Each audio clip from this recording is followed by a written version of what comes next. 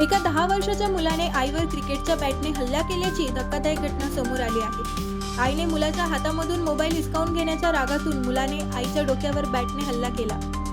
ही घटना घरात लावलेल्या सीसीटीव्ही कॅमेऱ्यामध्ये कैद झाली आहे. मुलगा फोन पाहण्यामध्ये व्यस्त असून इतक्यातच त्याची आई तिथे येते व ती मुलाला फोनच्या वापरावरून राग भरते. ती त्याच्या हातामधील फोन काढून घेते व त्याला अभ्यासाला बसायला सांगते.